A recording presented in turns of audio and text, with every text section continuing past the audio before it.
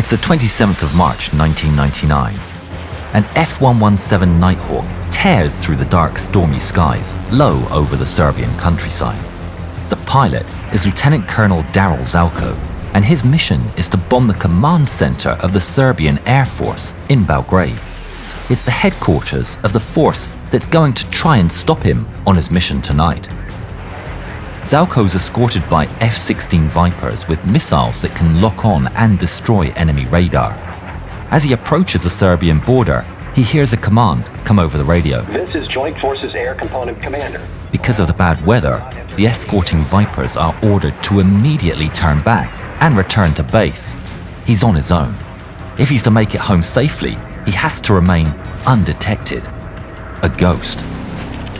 Fortunately, he's in the most advanced operational fighter bomber that has ever flown.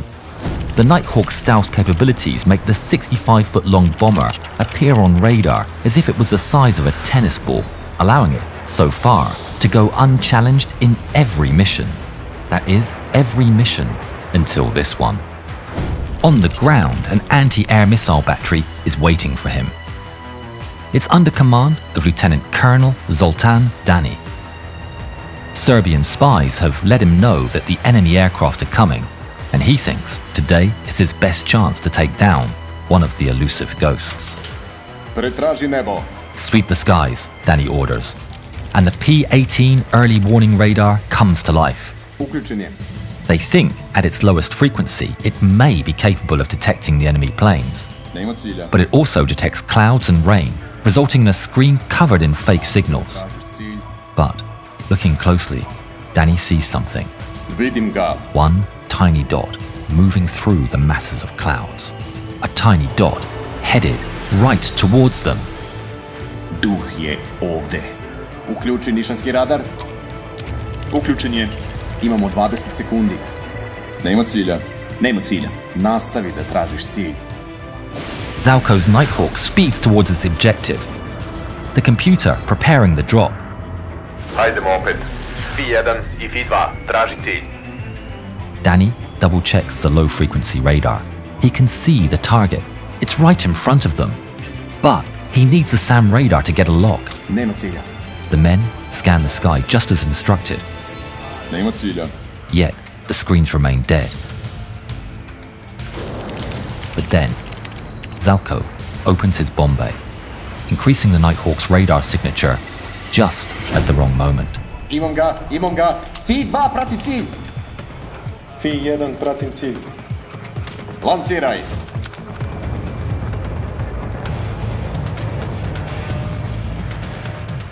Two missiles fire off the launcher in quick succession. Streaking across the sky, Zelko drops his bombs.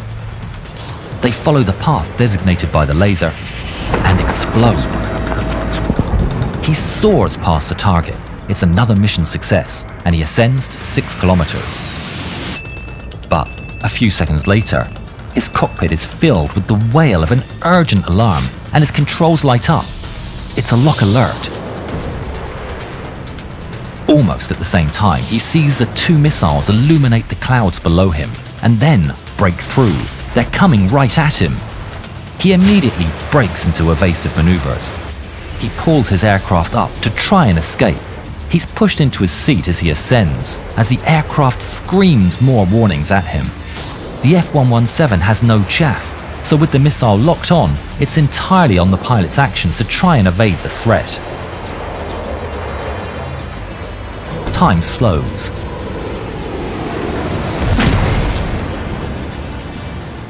He knows it's over.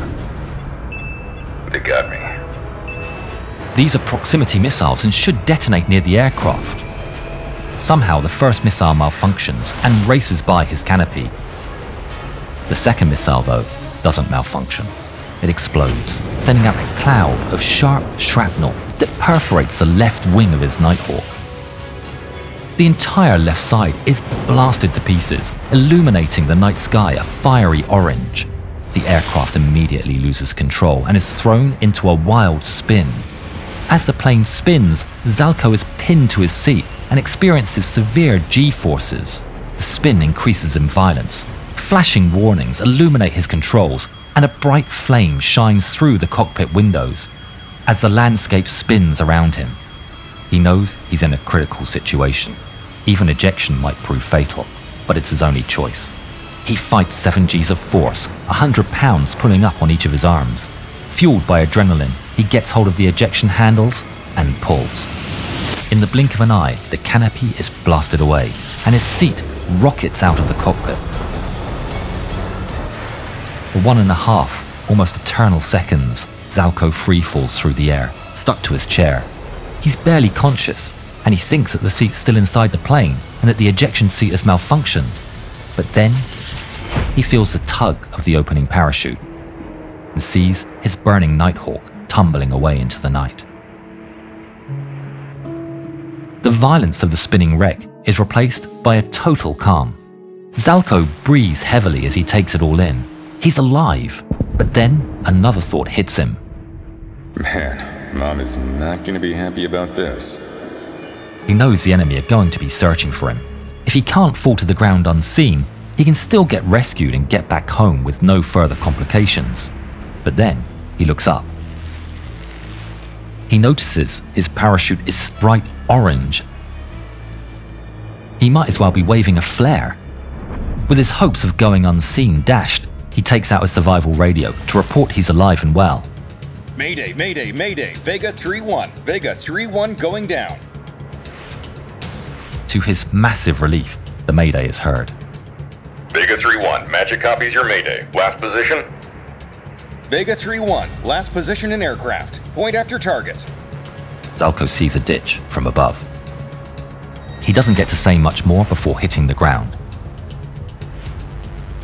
He's now alone, deep behind enemy lines. Zelko runs for the ditch he saw on the way down. He quickly paints himself with mud and tries to hide as he awaits rescue. News of the downed plane quickly spreads. Serbians waste no time and rapidly initiate a search. All around him, the activity gains momentum as more and more men appear. Men of the Serbian army comb the area, gradually joined by local policemen and civilians as the news spreads. Everybody wants to find him. Flashlights illuminate the fields and trucks roll past on the nearby highway. Zelko can do nothing but sit and pray. Then he hears a rustle in the undergrowth getting louder. Just outside his ditch, someone is searching. He stays still and quiet like a rock, quieting his breath. He hears panting and snuffling. It's a dog. Slowly and carefully, Zelko pulls out his knife. The dog gets closer. He weighs his options. Should he kill the dog? If he did, could he do it silently? He finally makes up his mind to spare the dog, reasoning that if he did kill it, the owner would be quick to follow.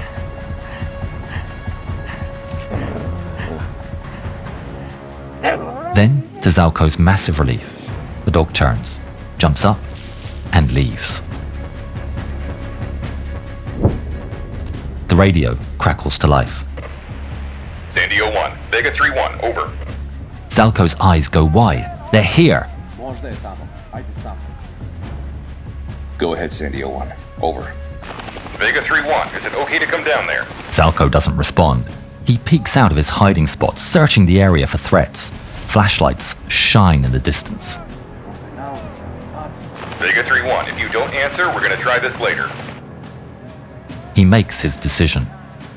Yeah, okay. Let's go for it. Zelko turns on his infrared strobe. As a chopper races into the area, but the strobe fails and the helicopter can't see him. He curses his luck and desperately checks for threats. He has a backup, but it's nowhere near as subtle. But it's now or never. Zelko makes a quick decision and pops a flare. Bright light spills all around him, and illuminates the area, pointing out his position for the rescue helicopter and the enemy alike. There he is! The helicopter sweeps in rapidly as the enemy also closes in, at the same time in the distance. Flashlights from enemy patrols are all pointed towards the flare. But then another transmission comes through the radio. Snuff your flare. It blinds our night vision. Thinking quickly, Zelko rushes to take the flare and dunk it in the mud, just as the rescue helicopter comes in to land right in front of him, and is greeted by an American rescue team. How you feeling, sir? Great. Now let's get out of here.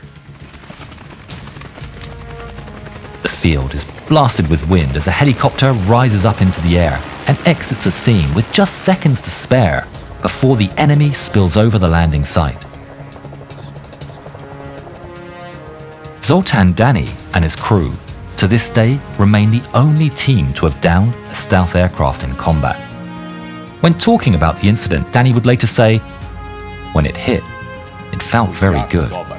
Kao da ste postigli pobednički gol na fudbalskoj utakmici. The US didn't destroy the wreck, and the Serbian forces salvaged the mortally wounded Nighthawk unimpeded. And today, you can still see pieces of Zelko's aircraft in the Museum of Aviation in Belgrade. Zelko always expressed a desire to find the man who shot him down and congratulate him. He finally got his wish in 2011, just 12 years after the incident.